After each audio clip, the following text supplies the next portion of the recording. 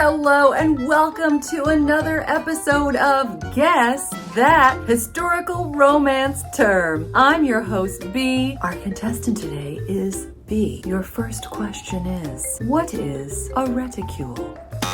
Where you make somebody feel really badly about themselves. No, I'm sorry. A reticule is a woman's purse. Your next question, what is a rake? Something you use to collect leaves. No, I'm sorry. That's kind of like a rogue, like a bad boy. Just want to reform him. All right, what about this word? Ooh. 1,000 pounds. Oh, I'm sorry. That would be the upper echelon of London society. For this last one, all you need to do is pronounce the word correctly. Think you can handle it? Let's see. Can you pronounce this word? No? Nothing? Not even gonna try? No, I'm not. No, I'm not gonna do it. Yeah, I don't know either. Hi, my name's B. Welcome to my channel. Mama needs to read romance and really sell this hairbrush.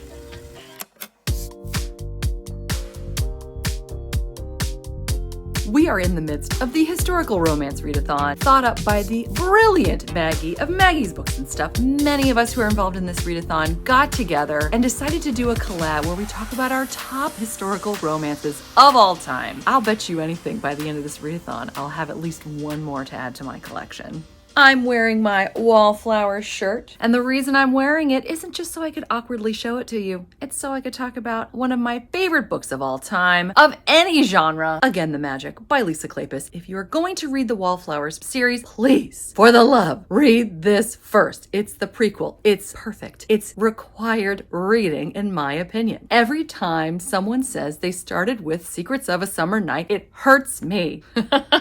Anyway, let's talk about this one. We have Aileen and McKenna. She is a titled lady. He is just a boy who's working on her estate. They fall head over heels as teenagers, but fate rips them apart. Now he's back. He's got a score to settle. She's still madly in love with him. He has no idea, and he hates her with everything he has. But is that passion a little misguided? Maybe he's feeling something else as well. They explore that as he tells her he is going to ruin her. Like she ruined him. What happens is magic. I cannot tell you how much I truly love this book. Please read it. You will be hard pressed to find more intensity and passion and love than you will in these pages. There's even a second love storyline with Aileen's little sister and a sweet man who's kind of a mess but wants to make himself right for her. This was just such a delicious book from start to finish. Can't recommend it highly enough. Another one of my 6-star romances. Again, The Magic is the first one. This is the other one, tied for first place, 6 stars, The Duchess Deal. We have Emma and Ash. He is broken after a battle in Waterloo has left half of his face scarred. He believes that no one could ever love him, and he feels he is no longer deserving of love. Emma is out to prove him wrong, and prove him wrong she does in the most heartfelt, compassionate, empathetic story I think I've ever read. I adored this so much. I laughed out loud so much too. Tessa Dare brings the heart, she brings the joy, she brings the love, she brings the laughter. A must read for any historical romance fan.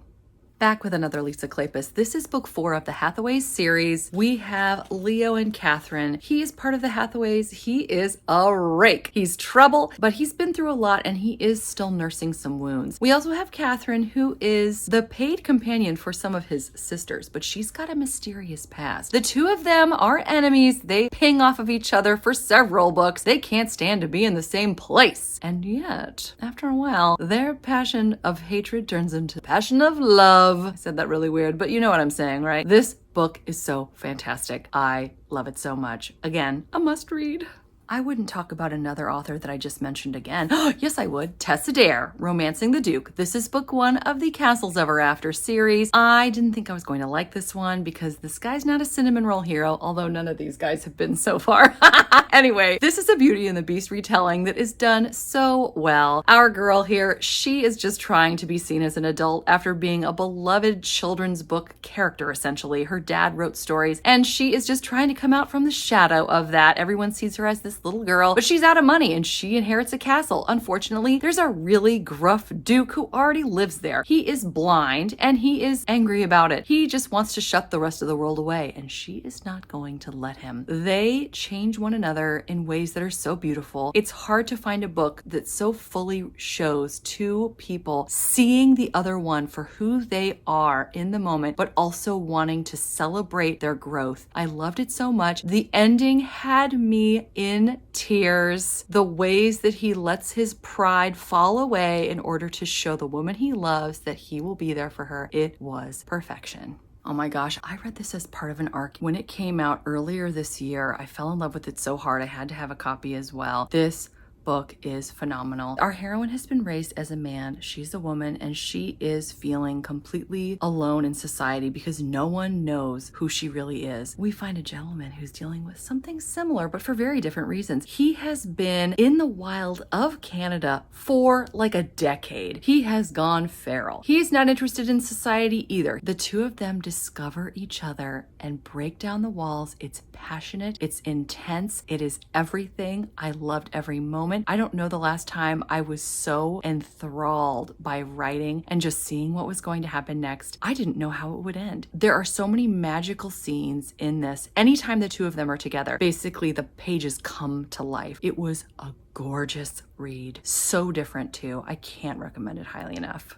Coming back to the Beauty and the Beast retellings there for a second, I want to talk about Eloisa James. I do love this author most of the time. This is one of my favorite books that she's ever written. When Beauty Tamed the Beast, we have the most gorgeous woman in England and a man who has been scarred for life. He is dealing with a lot of chronic pain. He's a doctor and she's brought to him as a way to get him married off. This could have just been a straightforward retelling of Beauty and the Beast where she loves him and then he becomes a better person, but it was so much deeper than that. Some things happened in the third act that I never expected, ways that brought the two of them to their knees in terms of their pride, what they thought of themselves and each other, and it changed their belief in what love could do. It's a powerful book. It's a beautiful, spicy book. This is book 2 of the fairy tale series and could absolutely be read as a standalone.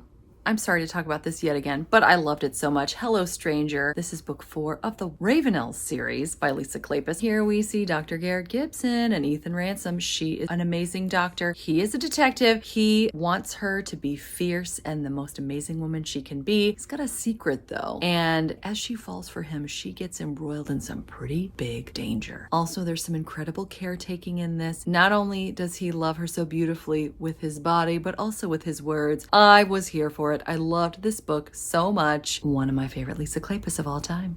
I've talked about this one so much lately, but it's worth repeating. A Daring Pursuit by Kate Bateman. This is book 2 of the Ruthless Rivals series. Two people from rival families. She has given up on love. He says, oh no, you don't. I need to show you how good it can be. So he decides to teach her a lesson in love, and it was beautiful to behold. I love both of the characters. There is a villain in this as well, and it adds something a little extra to the plot. This is a simple plot, but this is a fun plot, a beautiful plot. I've talked about this book too much recently, so I apologize, but it's worth repeating. If you haven't read it yet, you need to do it. You do not need to read book 1, by the way. Book 1 was This book is excellent.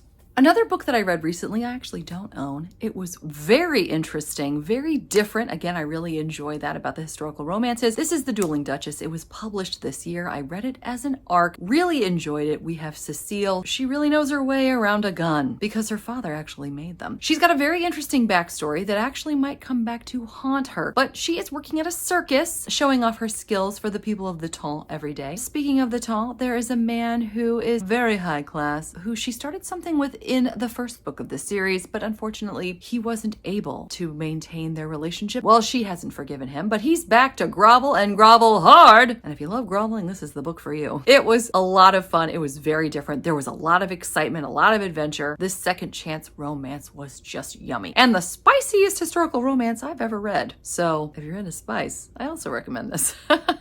Another one that was just published this year that I fell in love with, and now I've bought a bunch of books by this author, Laura Lee Gerke, Bookshop Cinderella. It's very much based on the Cinderella story. This girl just owns a bookshop, hence the title, but a dashing duke wants to make her presentable to the town. He makes a bet with his friends that he can make her one of the most desirable ladies in town by the end of the season. What he doesn't count on is falling for her himself. This was a very fun read, and it's the first book in the Savoy series. Oh, and it's official. I really do like Christina Britton as well. I read another one of her arcs recently. It was just published in July. What's a Duke got to do with it? This is book 2 of the Sinful Spinsters series. I loved this so much. We have 2 people that really did love each other, but fate got in the way. Now they have a second chance, or do they? Because the obstacles are so real. It's not even funny when the 2 of them see each other after years of being apart, and neither of them expected to see the other one. It gave me the vibes. Do you remember in Romeo and Juliet when they see each other and realize that they're from rival families, and the slow-mo and the looks on their faces? This book gave me those vibes. This forbidden love was everything. I couldn't stop turning pages, except it was on my Kindle, so I couldn't stop pushing the button. It was so good. It's set on a beach as well, which is fun for the summer if you just feel like getting away to a beachy place. I loved all the characters. I loved this series so much. I'm buying more Christina Britton now, especially books that are in the Isle of Sin series, which is the series that started this whole Sinful Spinsters series spin-off. Try saying that 3 times fast. My point is, read this book.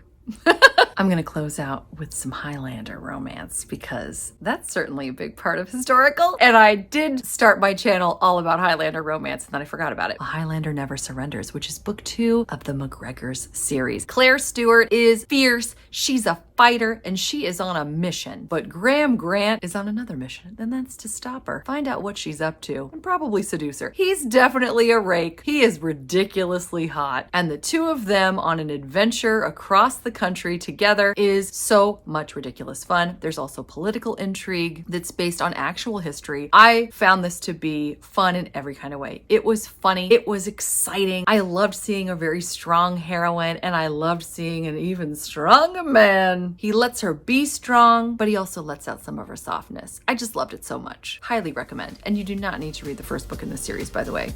Well, those were my top historical romance books. Did you like any of these? Are you interested in reading some of them? I hope you're doing well. I hope you're enjoying whatever it is you're reading, whether it's historical romance or not. Although if it's the Readathon, I hope it's historical romance. Until next time, thanks so much. Take care. Bye.